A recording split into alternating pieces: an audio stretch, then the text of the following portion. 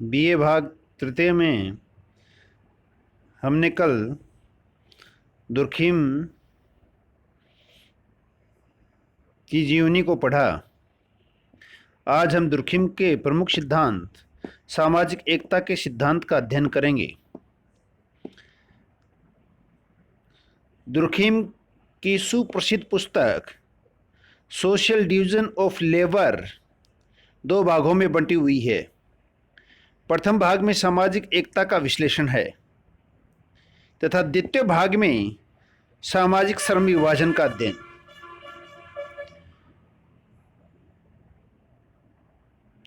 Durkheim के अनुसार सामाजिक एकता क्या होती है? दुर्खिम का कथन है कि सामाजिक एकता के स्वरूप में परिवर्तन होता है। यह परिवर्तन यांत्रिक एकता से क्रमशः सावयवी एकता की ओर होता है।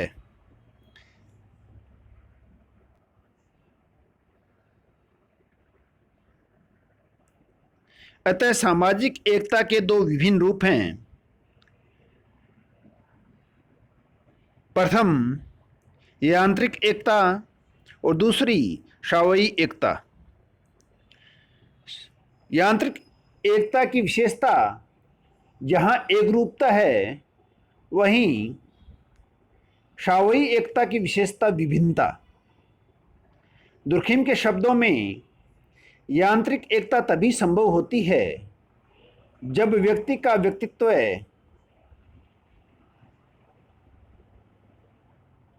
सामूहिक व्यक्तित्व में विलीन हो जाता है, और दूसरी स्थिति तब उत्पन्न होती है जब प्रत्येक व्यक्ति के व्यक्तित्व का अस्तित्व अलग अलग मान्य हो जाता है। यांत्रिक एकता। दुर्खिम का कथन है कि आदिकालीन समाज यांत्रिक एकता में बंधा हुआ था, परंतु धीरे धीरे परिस्थिति के बदलने के साथ इस यांत्रिक एकता का रूप बदलकर आधुनिक समाज में सावयवी एकता के रूप में स्पष्ट हो गया। इस परिवर्तन को समझने के लिए आधुनिक व आदिकालीन समाज की प्रमुख विशेषताओं को ध्यान में रखना होगा। इन समाजों में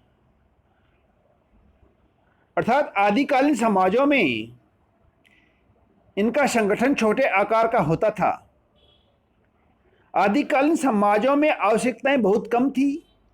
सामाजिक व आर्थिक कार्य, जीवन के ढंग, आचार विचार, धारणाएं आदि न के बराबर थी।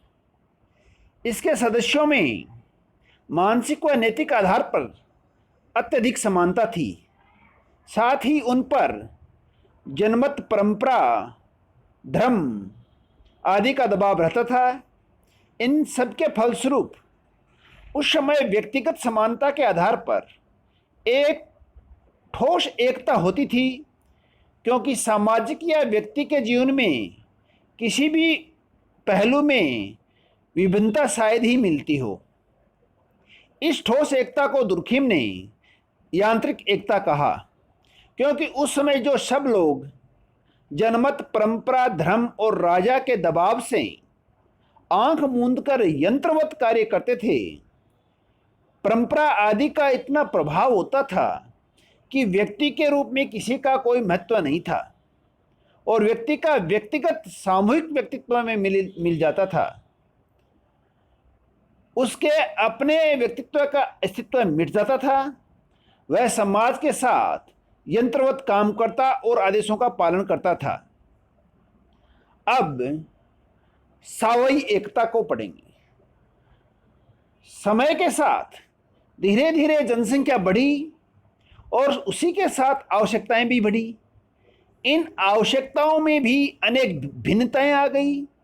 इन विभिन्न आवश्यकताओं की पूर्ति के लिए बड़े पैमाने पर सामाजिक कार्य एवं उत्पादन कार्य प्रारंभ करने पड़े, और साथ ही श्रम विभाजन की आवश्यकता भी अधिकाधिक अनुभव की जाने लगी। श्रम विभाजन के फलस्वरूप कार्यों का विशेषीकरण हुआ, क्योंकि श्रम विभाजन के अंतर्गत प्रत्येक व्यक्ति निरंतर एक ही प्रकार का कार्य करता रहता है।